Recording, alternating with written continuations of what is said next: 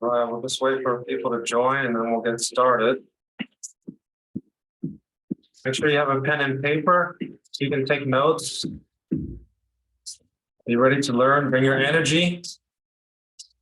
This could be the one conversation that pivots your financial trajectory. So we're going to start here in just a couple minutes. Make sure you're ready. Got a nice cup of water. I got my water ready to go. It's going to be about 1 hour session today. Depends on the questions. Definitely we'll try to help you as much as we can if it's a 1 hour session.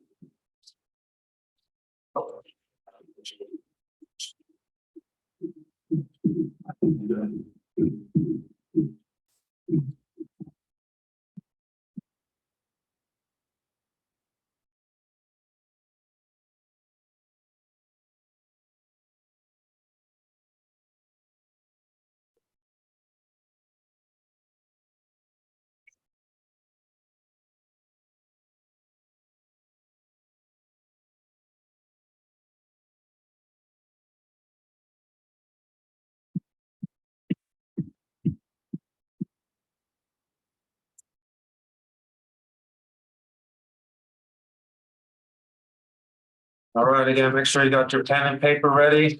Get a calculator if you need help doing math. You can definitely take screenshots as we go through the slides and all that stuff as well. Any questions, put them in the chat, put them in the Facebook chat, and we'll definitely get to them as soon as we can, okay? We'll just wait a couple more minutes and then we'll get rolling. Thank you everyone for attending. Definitely value your time. We got this one started on time. No technical difficulties today.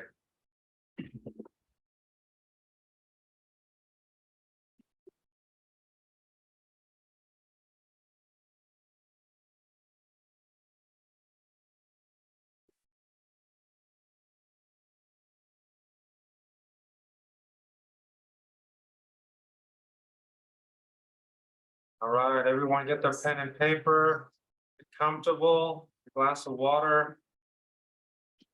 We are gonna go ahead and get started. Again, this is a workshop, so it's designed to be interactive. Go ahead and put all your questions in the chat as we go through the slides, and I'll do my best to get to them in real time so that you get the most benefit out of today's session. Again, I really value your time. Thank you for coming. Hope you get the most out of it. If there's questions that you realize you had after the workshop's over or you're watching this on replay, go ahead and send me a DM. If you're watching this, we should already be friends on Facebook, shouldn't be a problem. So let's go ahead and jump into it. I'm going to go ahead and share my screen.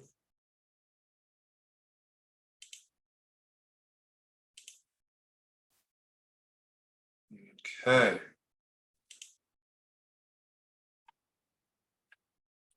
This is brought to you by Passive Wealth Coaching.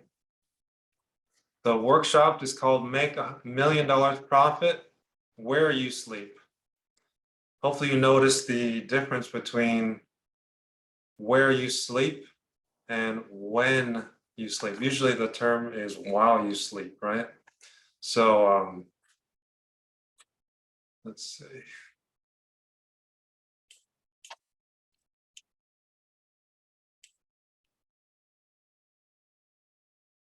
Trying to see the chat while I can also oh, hi Samantha, great to see you. All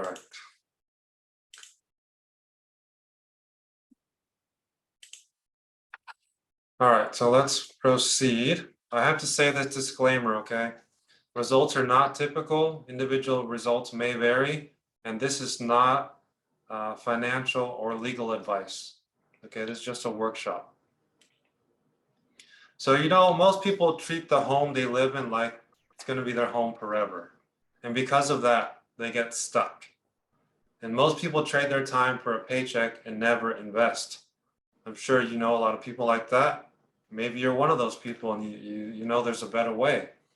That's why we teach our students how to treat every property like a future investment.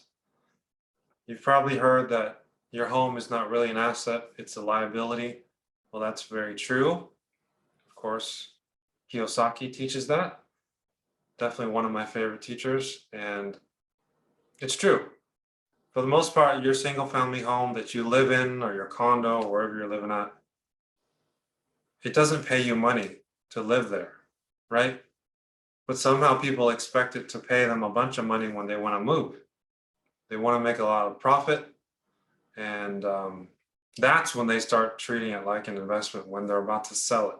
But they don't go into it thinking they're going to make a bunch of equity when they purchase it. So hopefully this workshop is going to help you pivot your mindset, and either for yourself or somebody that you know that you could help.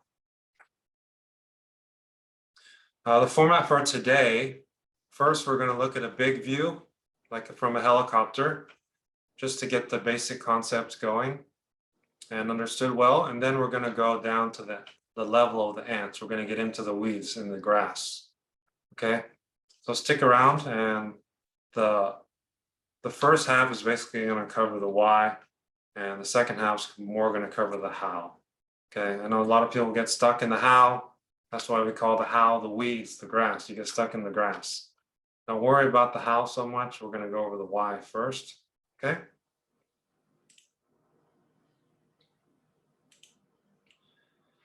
So there's three kinds of methods that we have to discuss. Okay, if you're just joining, get a pen and paper. Feel free to take a screenshot as we go along. So three methods nowadays that it's good to be aware of what they're called.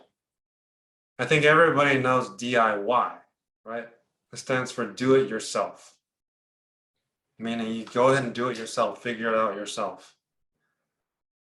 Do it myself means like I'm a one-man band or one-person band, playing the drums, playing the guitar, I got the harmonica, I'm singing the vocals. You know, it's a lot of stress, okay? A lot of risk and low return. DWY is not that shoe store, okay? It's not DSW. DWY is do it with you, meaning you have a team. You have people helping you. Maybe it's a mentor, maybe it's a coach, maybe it's your parents, a friend, coworker. Could be colleague, right? A student, maybe you're in a class together. And somebody who's probably done it before is helping you. So that's a low risk and a much higher return. Okay.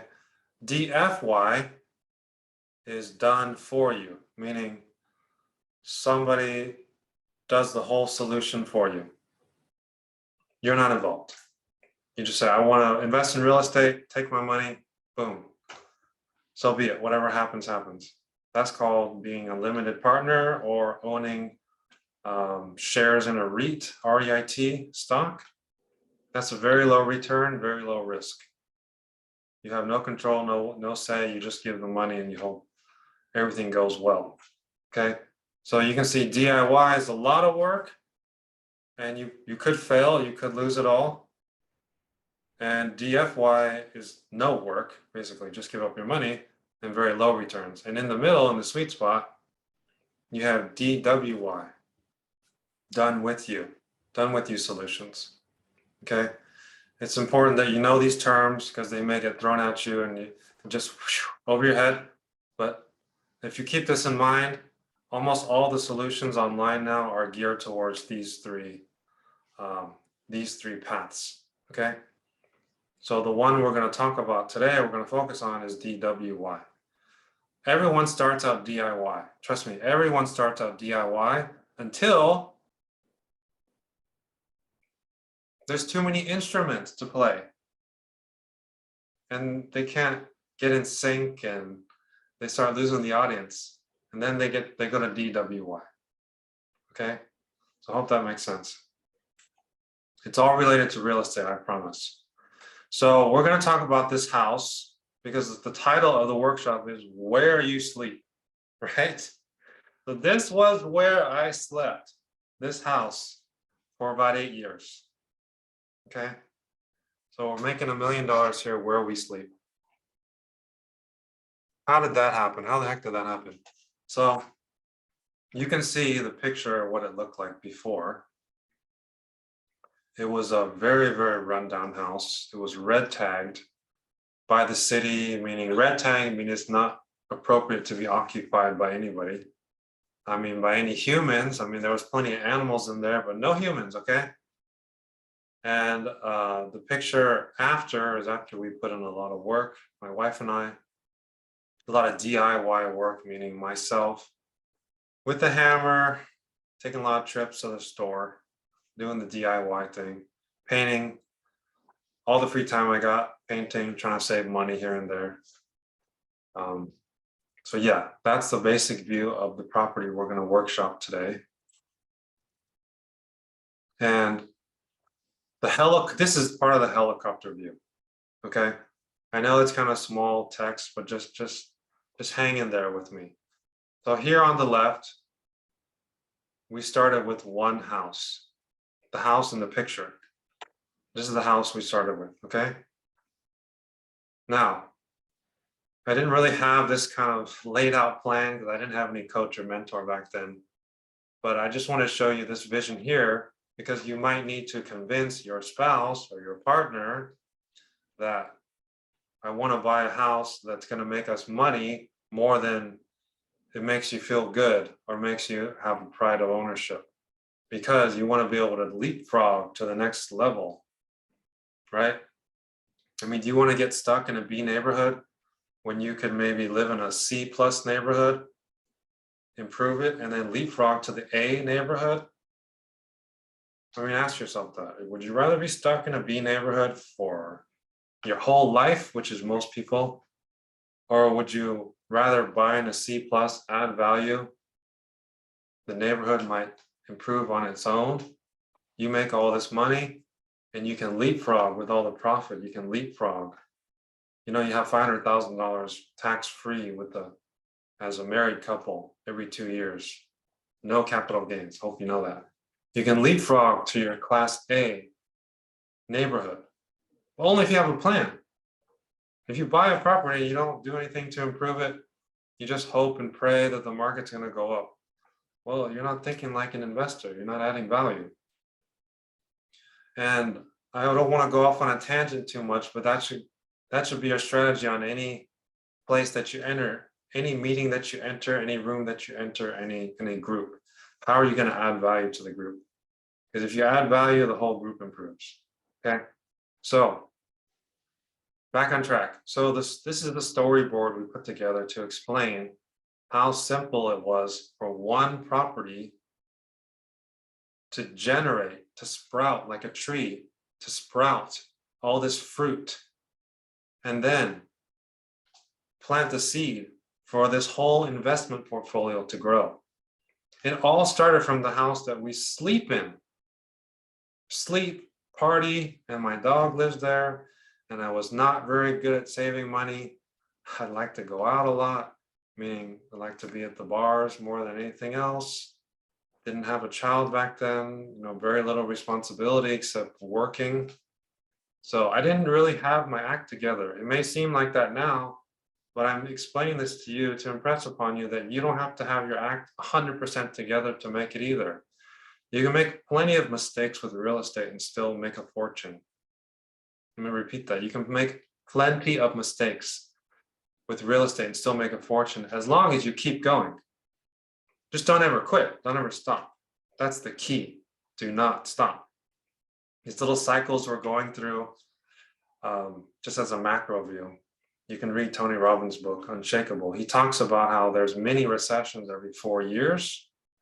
It's clear we're going through one of those right now, whether that's from political choices or whatever it is, from a pandemic. We're definitely going through it. So there's no sense in complaining about it. Let's just move forward with the tools we have, right? Running away from real estate and being scared of high interest rates is not the answer. It's just merely adjusting your strategy into something that will work with each environment, okay? So like people that say, oh, I'm gonna wait for the next foreclosure crisis. Okay, well, where's all your cash flow coming? Are you piling up, $2 million worth of cash? And what are you gonna do when it never comes? What are you gonna do? Your savings are in the bank, hardly hurting anything. Some countries, they charge you to put money in the bank. I think Japan does that. So back onto the storyboard. So that house that we just saw, right? That's a single family home, right? I bought it for 430K. I put about 300K in there to remodel the essential stuff. It appraised for 1.7 about 4 years later. Okay, so from 500 or 500K all in to 1.7. That's quite a jump, right? So we didn't have any other properties at the time. So we want to do something, right? We want to invest. We don't just want to have very little cash flow, have a house that's worth a bunch of money, but we're not expanding, we're not growing. So we did a refinance, a traditional refinance, pulled cash out, pulled out 250K. Okay, we took that money, we used about 210 on the down payment, 210, 220, something like that, on this house that was right behind an expressway. So the cars just zoom, zoom, zoom, they zoom on by, right? It's not the best location. I wouldn't live there personally, but we bought it anyways. It seemed like a good deal, and spent 50 grand remodeling the house. We rented it out for a couple of years to a very nice family. And one important thing to note was that the rent did not cover all the expenses. I'm talking about, we're renting it for 4K a month, but the monthly expenses are 6 grand. Okay, 6 grand. So are we negative? How much are we negative?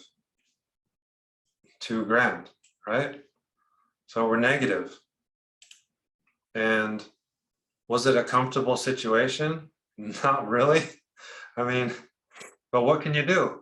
We had this vision to increase our equity, okay? And at least where we live, you don't just buy a house and day one start cash flowing. I know it's different all across the nation, all across the world. The metrics are different.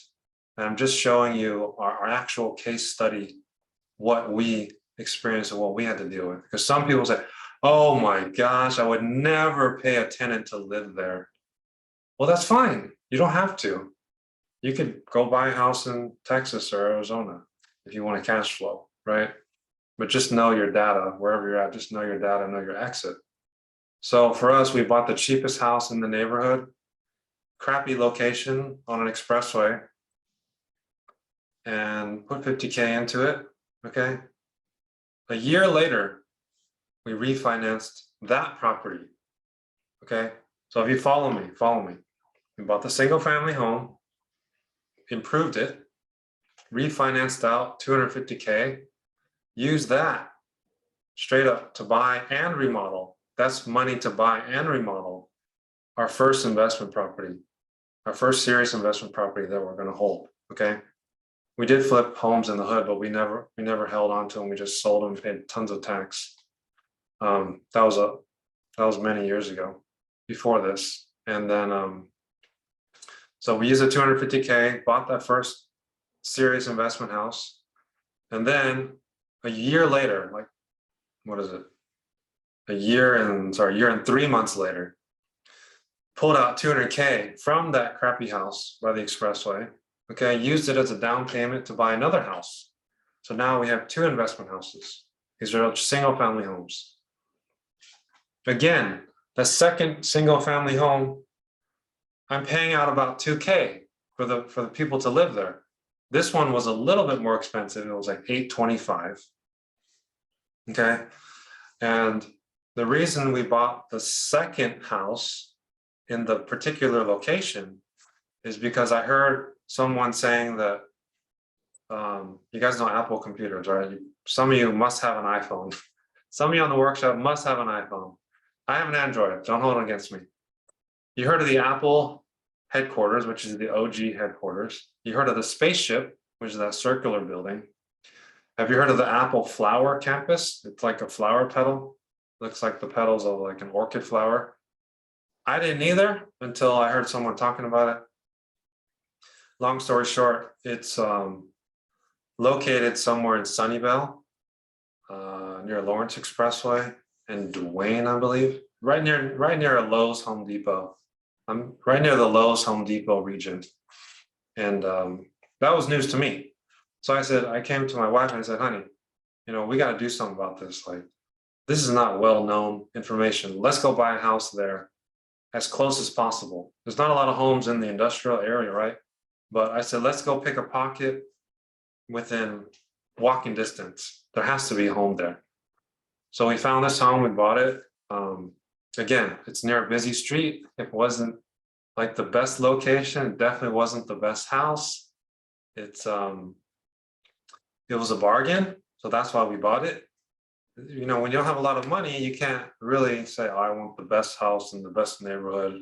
I want to use the best contractors. I mean, you're not going to make any profit if you do that, okay?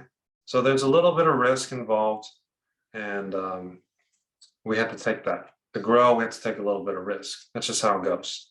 Not a lot of risk, just some risk, because real estate is not crypto, is not options trading, okay? You still own the property no matter what. You can still rent it out no matter what, okay? So we bought that second house straight up from the first house. We had to put a little bit of our savings in to buy that second house because it wasn't quite enough refinancing money from the first rental house. And then 1 year later, so we're talking about 2 years later after purchasing the first house on the expressway, we sold it. Okay, we sold it for $1,050,000. So you might say, oh, that's not a lot of profit. Well, $1,050,000 starting at about $760,000, you double your down payment. So it's 100% return. Plus, that one tree sprouted and made 2 trees. So now we have 2 trees giving fruit, right? Does that make sense? Hopefully we're all on track still, okay? That's how if you're looking at the image, okay, the top bar is a single family home that we lived in. That's where we sleep. Now, as we refi out, follow the green arrow. The green arrow goes down and starts feeding the investment properties. Okay? So again, the single family home, that's your home base, that's your headquarters, that's where you do everything. Cook, eat, sleep, party, all that stuff, have your babies, right? Now, when you refi out, you don't go buy a Lamborghini or go take trips. You do that when you can afford it and it's nothing. You need to go invest so you can build a money machine, so you can be comfortable.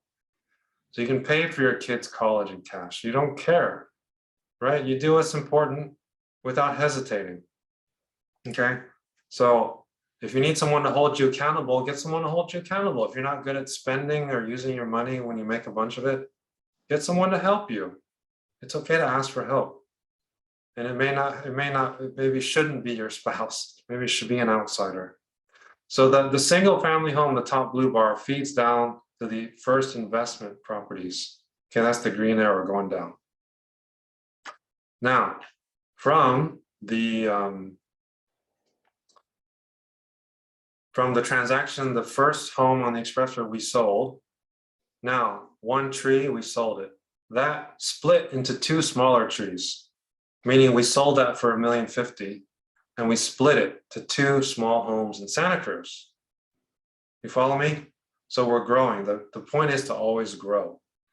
You have to grow in order to really increase your equity.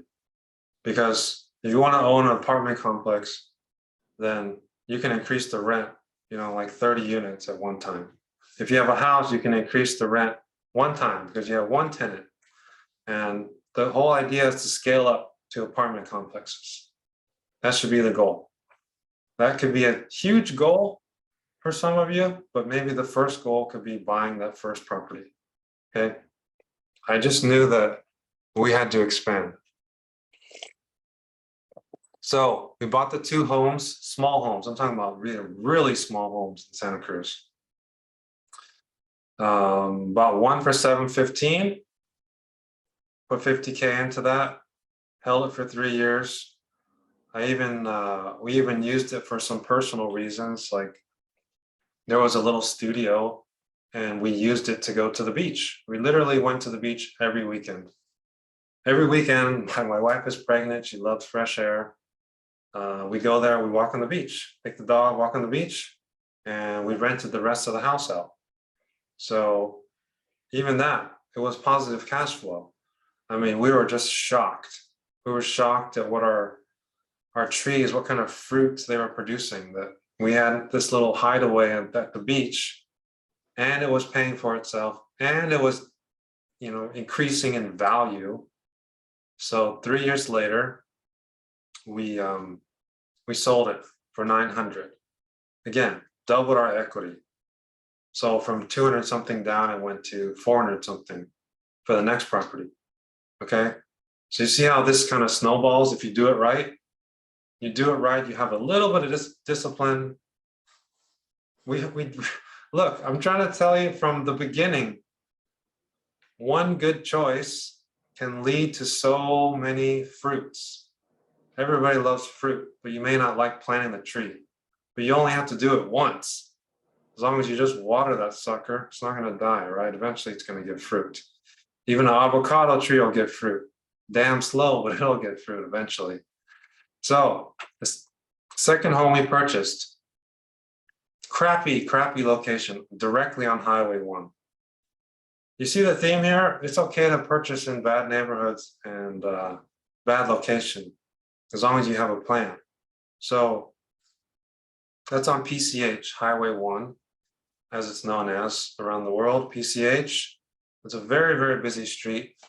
And it was an old home, like 100 years old home. We put $50K into that and we sold it. That was a very modest profit on that one. Sold it for $1,066,000. And so that one, we only increased equity by like 35%. But that was good because that was cash flowing from the beginning. That was all college kids.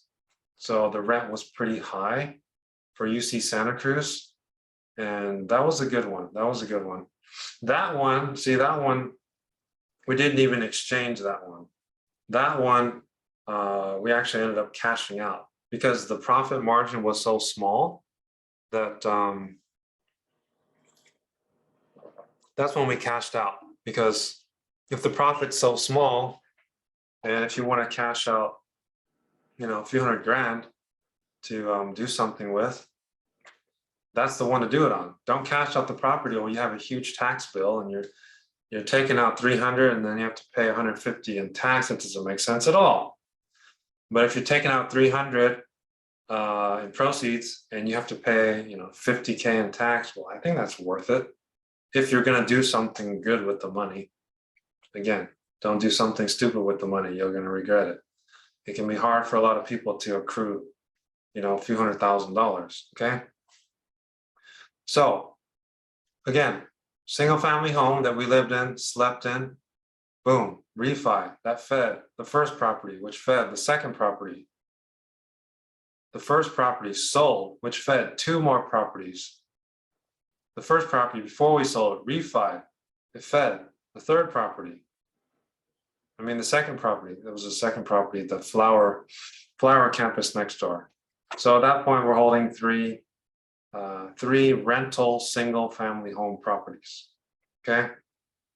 Then we cashed out the one on PCH, took the money, paid very little tax, and the one at the beach, we were getting too busy to go spend time there on the weekends.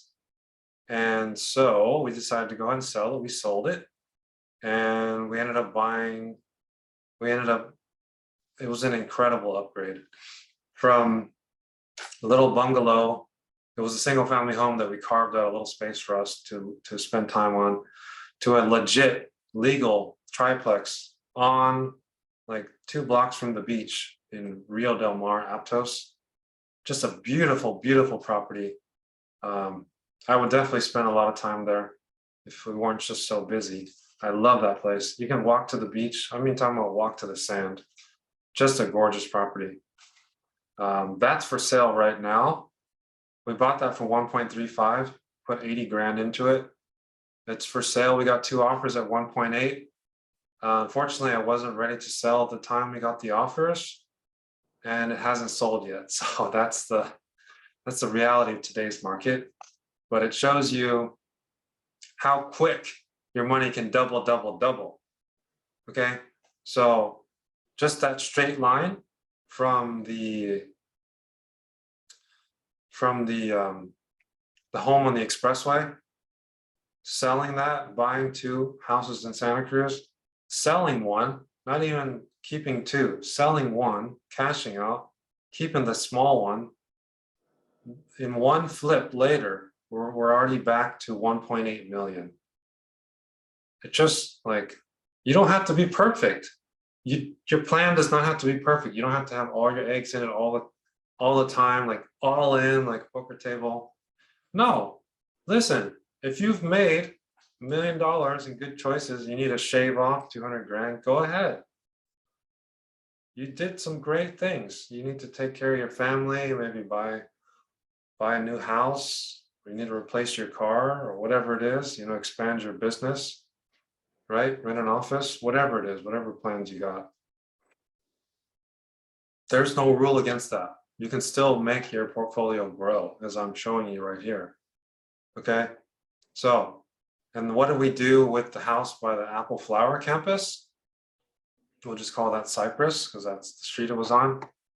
We bought it for $850, put $50K in remodeling, right? Rented it out. Rented that house out for a couple of years. Oh, that family was so dear. They were foster parents. Those are such a sweet couple. And they were really nice when it came time to move out. Yes, some tenants will give you hell when you give them notice to move, but you know, do your best to do the right thing, and if you can, accommodate their school schedule, whatever it is, right? So, and money talks. If you want to get them out quickly and quietly, you can always buy them out if it makes sense for you. Now, that house, Cypress house, we bought for $850, put 50 into it, 900K all in. And that one we sold 3 years later, actually, for 1.35. So that was a huge profit for us. And again, that came from one of the fruit of the tree that was at our house that we slept in. You see what I'm saying? We're making equity from the place we live in just by having a little bit of discipline and taking a little bit of risk and going for real estate investment. Okay, so what did we do with that Cypress property? Did we take the money and go buy an apartment complex? No, we didn't. What we did was, my wife was commuting to work about an hour a day. This is before COVID, when there was actually traffic. And she was getting really, really tired of the drive. It was an hour each way, that's 2 hours in the car. You know, you can't function well in the office when you're so sleepy. So we made a decision that we need to move up north. So we were living in Santa Clara, which is 49er Stadium, Levi Stadium. And we needed to move closer to San Francisco, which is like the Chase Center for the Golden State Warriors. We need to move much more north. It's not a far distance, maybe like 30 miles, but in traffic, it could be an hour plus. So that kind of geography change would make a big improvement in our energy and our lives. So we decided, you know what, let's just cash out Cypress and take all that money, and we will go ahead and pay the taxes and go ahead and buy our next house that we're going to live in. So we made that decision really fast. We bought the house that we live in right now. We live in the house in San Mateo with a boat dock on the water. I mean, we just love it. It's really wonderful living here. I definitely am glad we made that decision. And we purchased this house for 1.6. We put about 100K into it, and it's worth 2.5 now.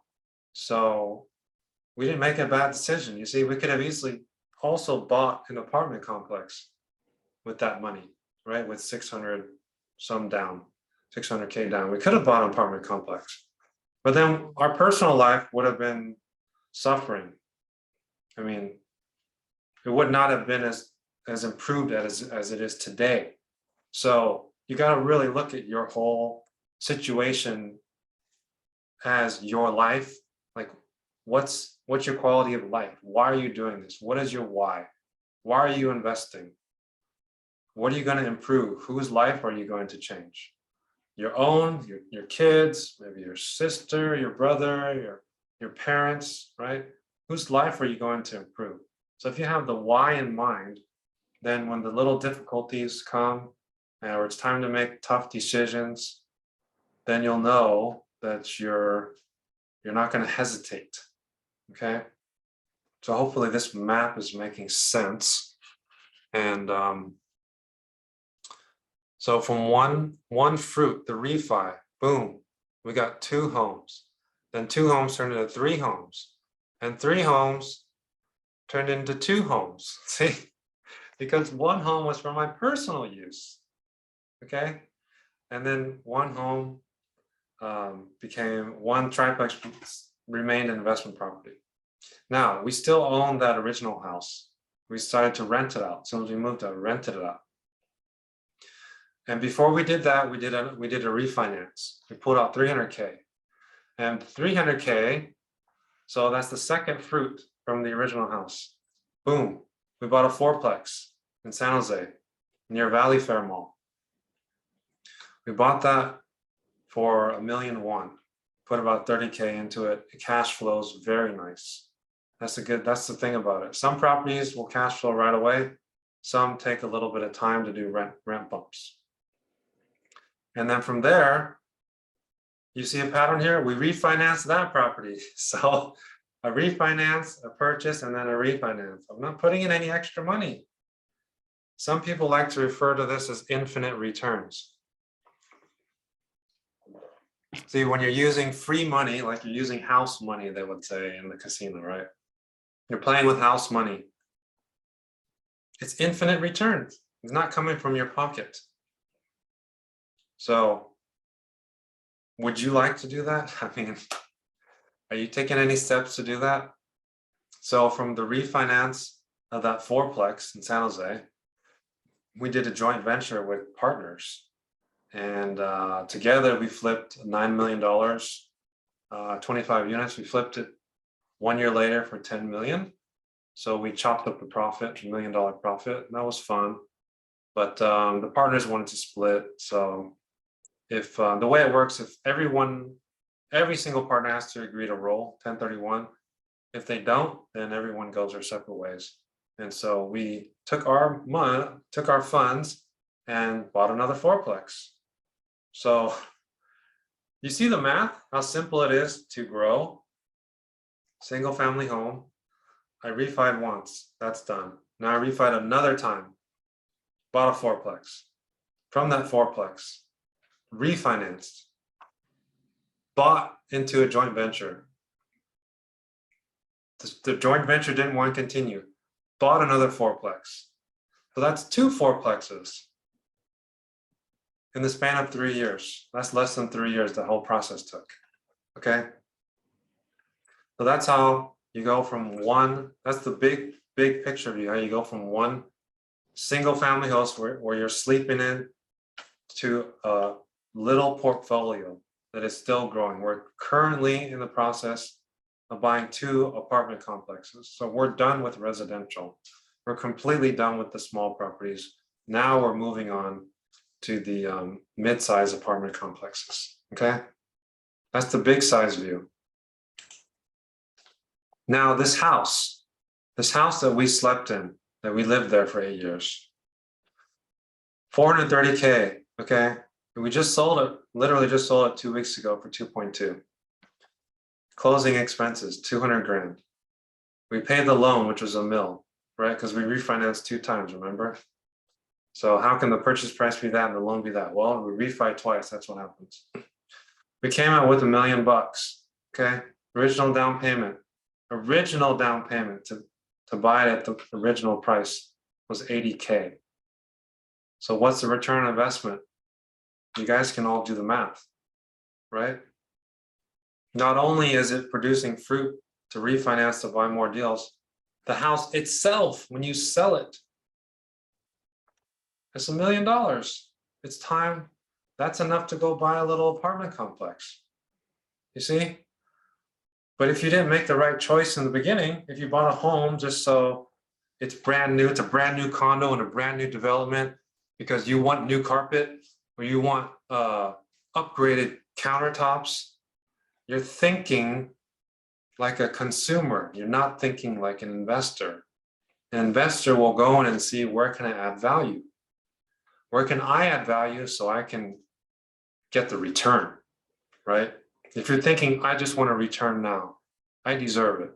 Well, I think I showed you on the previous slide, you'll get all the returns you ever wanted if you just have a little bit of discipline, a little bit of sacrifice, and a little bit of focus. Okay, so the first refi, I'm going to give you the numbers down. Okay, it was 250. We bought that house on the expressway. We doubled our equity to 500. We refi that. We bought another property, the Cypress property, and then we sold it. We bought 2 properties in Santa Cruz. Okay, we already went over that. Second refi, 300K, bought that 4-plex in San Jose. Did a refi with a JV. Everybody split. Okay, bought a tribe. No, that's not right. I bought the 4-plex near the beach boardwalk, and we are going to be selling that as well. So on the home that we slept in, how did we add value? A lot of people get stuck. How did you do that, right? Well, specifically, how was value added? So we kind of went nuts, and I don't recommend you going this extensive. We put columns, we did a 4-car garage, we made 5 bathrooms, we did surround sound, windows and doors, finished out the attic, we did crown molding, 3-piece crown molding, we did designer paint, we did a rock wall, Versace tile, floating cabinets, wet bar. At one point, I think we had 5 refrigerators in there. We built an office. We built an office in the back. Fully finished garage, pre-wired, every single room for cable, TV, internet. We did sound insulation, open concept. We removed a bunch of beams. We had low voltage wiring, and we had a center for low voltage downstairs, a center for low voltage upstairs. We have window shutters. Man, that's a lot. Even I can't remember there was that much stuff. We had cabinets in the garage. We had a walk-in closet, fully custom. I mean, the list goes on and on. We had interior waterfall. We had a koi pond in the back. We had a fountain in the front. LED lights everywhere. I mean, the LED lights was rare back then. Towel warmer, USB plugs, pre-installed hair dryers on the wall.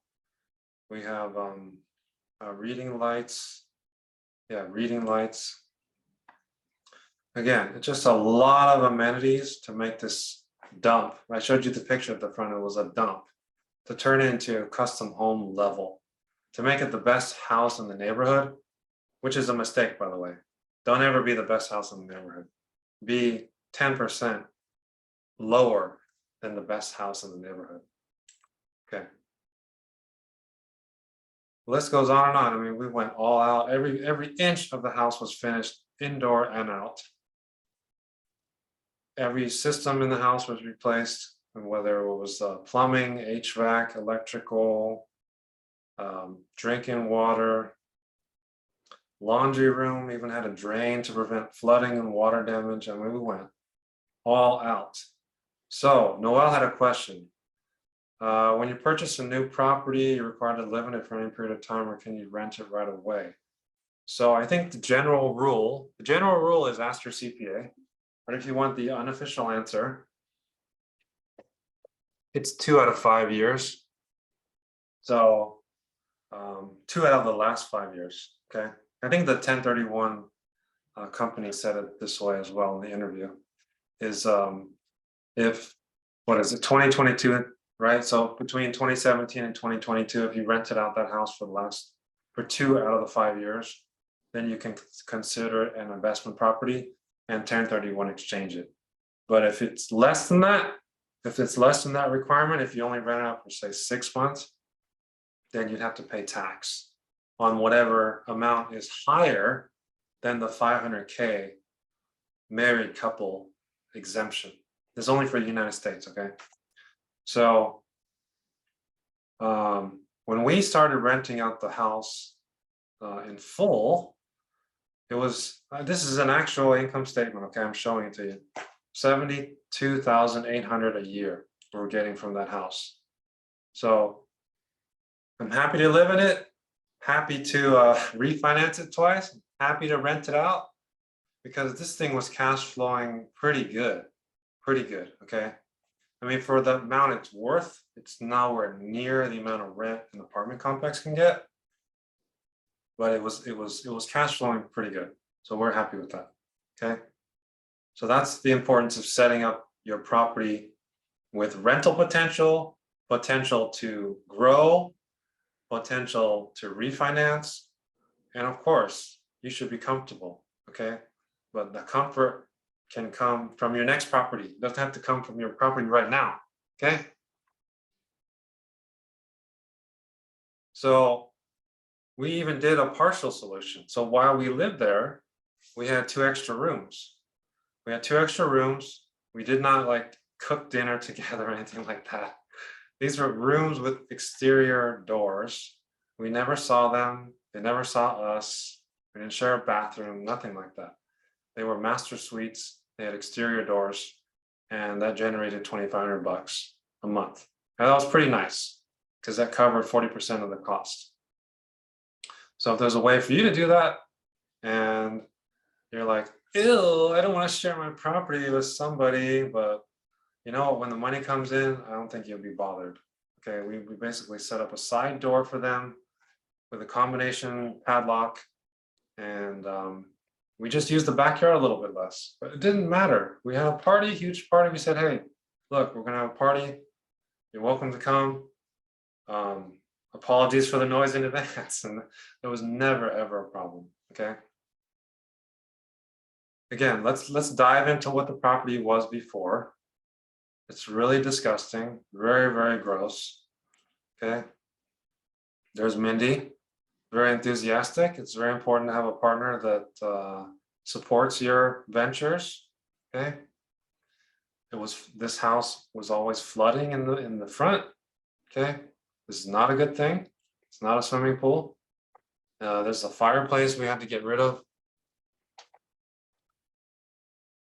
because it just dominated 2 rooms in the house. I mean, humongous brick fireplace just dominated the house.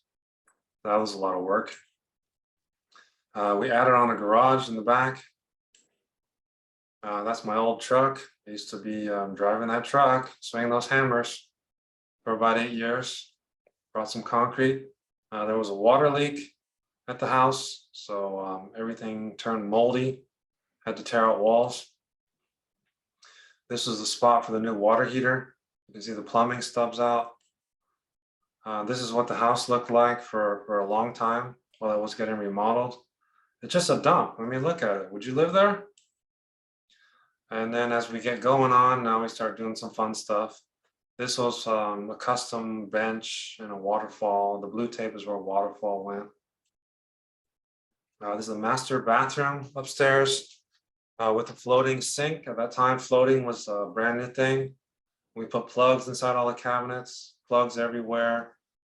Try to be minimalist design. We planted cypress trees to give more privacy from the neighbors. The neighbors were very, very nosy. I don't know about yours, but these were very nosy neighbors. Custom walk-in closet with American cherry wood. Definitely, that was a favorite for a lot of people. This was the garage that was new. This is the backyard before any improvements. There was actually a swimming pool that was buried, and that was a surprise. We had to dig that up and throw away a lot of concrete. This is the tile getting installed in one of the bathrooms, custom slate tile. And this is what that waterfall wall looks like. Gustavo is a really good contractor, and he definitely helped a lot with this house. This is an outdoor bar, entertainment bar, and at one point we had a TV outdoors. You can see the bracket. We had a bartender, DJ, karaoke. I mean, this house was a lot of fun, and a lot of good memories for sure. Again, that's Gustavo, contractor. He built this whole closet by himself, fully custom. That was an island for jewelry and little knickknacks, and they actually have wheels, so it could shift around. You don't want to put a huge thing like that in the middle of the room without being able to move it. Now this is what it looked like as a finished product. So remember that first picture? From there to here, quite a difference, right? It went through, this is the final phase. This is the phase where it's ready to sell. Okay, so we did some last minute improvements. We changed the garage door. We made it look like Ipe, or could be Brazilian for more common wood. We changed the fencing on both flanks of the front to Ipe wood. It was a plastic wood that had bent over time. We need to replace. I really finished it out, and we did install turf everywhere, plastic turf everywhere. This is the view of the entertainment bar, hot tub in the back, turf. It was a putting green as well. There's a more overhead view. You can see, as I mentioned, every square inch of this place was finished. Not at once, okay? We took some time. Like the backyard wasn't done until 2 years later, because you know why? We ran out of money. I mean, come on, it happens to everyone. We ran out of dough. We had no dough, and so we had to wait. I think we sold one of our cars to actually finish the backyard. Yeah, we sold a Mercedes to finish the backyard. I mean, you gotta do what you gotta do, right? And you can see this picture really shows, look how much the trees grew in 8 years. Literally formed like a fortress, a green fortress around the property. Well, that was pretty cool. 150 trees, by the way. This is the sand trap in the corner. You guys play golf. This is the bar. We actually glazed it with the clear. Oh, you can see the TV there. We glazed it to finish it off, and had to get some covers because it's not a roof, not a waterproof roof. It's just a gazebo. This is just some furniture we have for staging. Again, this is the living room. Finished kitchen, dining room, eating kitchen. This is the master upstairs. And that is our macro view and our deep dive for this one property. Now we can't explain everything to you in 1 hour, okay? Real estate investing is a marathon. It is something you can do on the side. A lot of people do it on the side. They have their careers, full-time careers, where they get their health insurance and they get their pension and all that stuff. But they do treat their properties as their primary investments. So we did as much as we could in 1 hour. If you want to continue this further, you can DM me on Facebook, or you can just type this in your browser, and you can schedule a strategy session with me. And do appreciate your time. Thanks for the comments. if there's any questions, I can definitely answer them now. And we will be doing a workshop like this. The plan is to do one once a month, and they will stay free. Okay, these will stay free. They're kind of general. If you want specific help with your situation, that's where you would schedule a call with me. All right. So if there's no questions, let's see. Doesn't look like there's any more questions. So it looks like with that, we are going to go ahead and close the meeting. We'll send you out the dance party. If everyone learned something. Again, if the question comes to you later, just send me a message and we will work it out. All right, thanks everyone. Thanks for joining. Enjoy your weekend.